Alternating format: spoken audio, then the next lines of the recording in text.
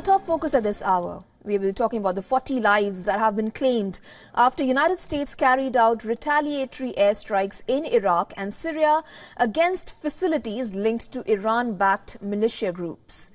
Now, US has hit 85 targets linked to Iran's Revolutionary Guards and militias it backs. US President Joe Biden warns that United States will respond if any American is harmed in any way. On your screens right now, you are seeing images released by Pentagon showing B-1 bombers taking off from an undisclosed location in United States.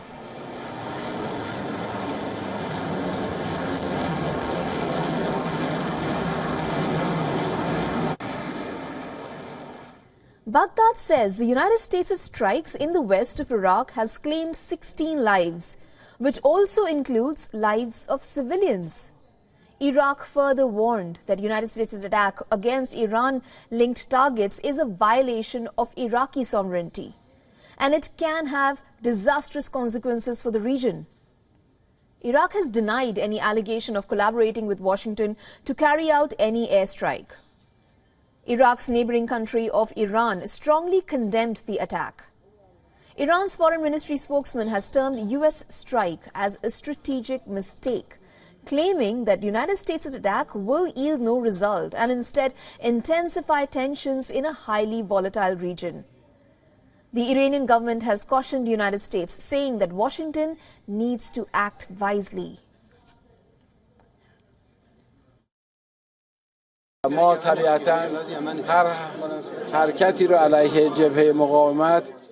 We naturally condemn any move against the resistance front, and we reject and condemn these attacks that will naturally lead to the flames of the resistance.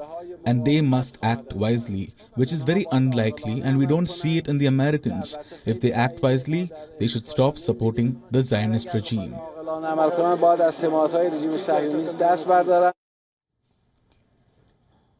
United States' Central Command said that the strikes were targeted at Iran's Islamic Revolutionary Guard Corps, Quds Force, and affiliated militia groups. It said that the U.S. military forces struck more than 85 targets, including command and control operation centers, intelligence centers, rockets, missiles, and unmanned air vehicle storages, and logistics and munition supply chain facilities. Now, the strikes are believed to be just the first in a multi-tiered response. The Syrian Observatory for Human Rights War Monitor chief said that at least 26 major sites housing pro-Iranian groups were destroyed, including weapons depots. He also reported that no civilian life were lost in Syria and that 10 pro-Iran fighters in the Deir ez-Zor region and 13 in Mayadeen area have lost their lives.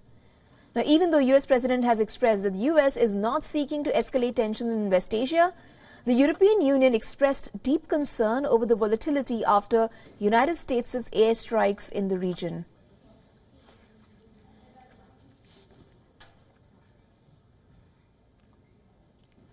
Well, I'm now joined by Dr. Gilbert Doctorow, who's the International Affairs Analyst. He's also an author and an historian, and he's joining us live from Brussels.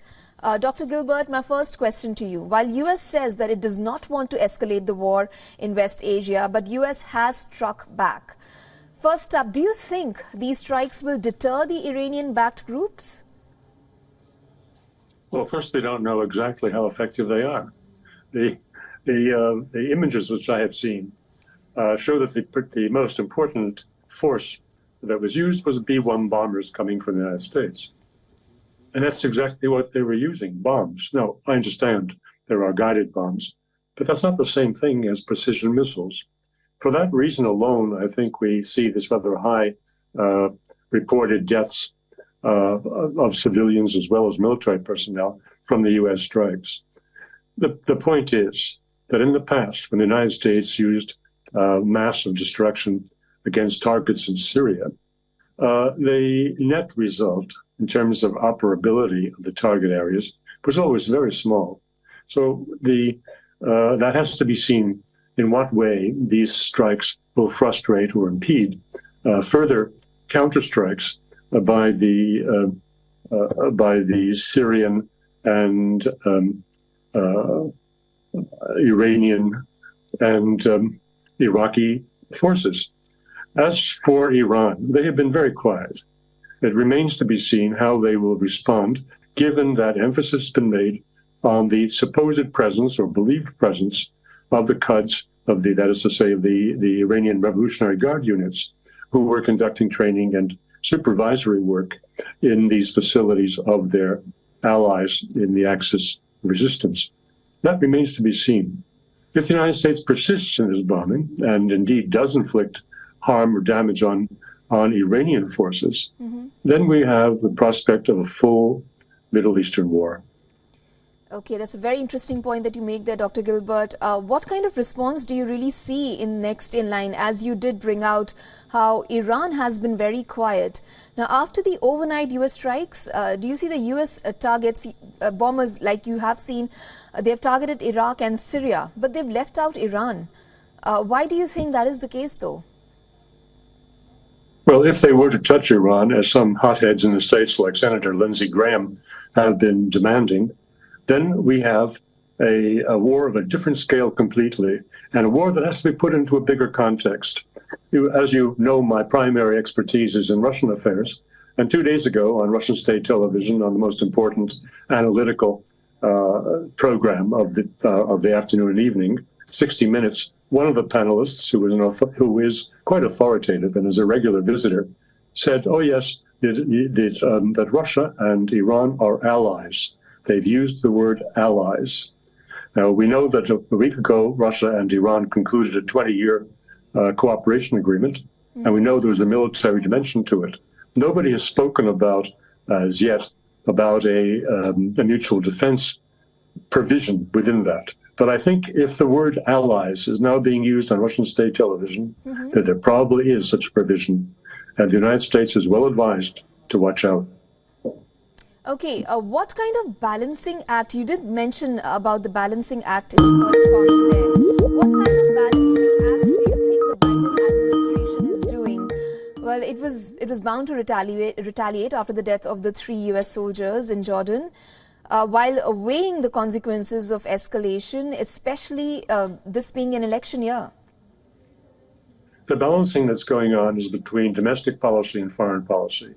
Traditionally, in American political life, 90% of foreign policy is made from domestic policy, and 10% of foreign policy is made on the basis of the realities of the world outside the United States. And that's what we're witnessing today. The calibrations that were done were only partially, by Washington, were only partially with respect to likely response of the Iranian forces.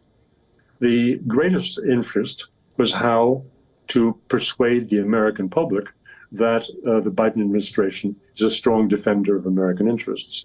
So they were looking entirely at the domestic audience, and there's enormous risk in that. Okay. Thank you so much, Dr. Gilbert, for joining us on this broadcast and with your thoughts on this particular topic. Thanks for the invitation.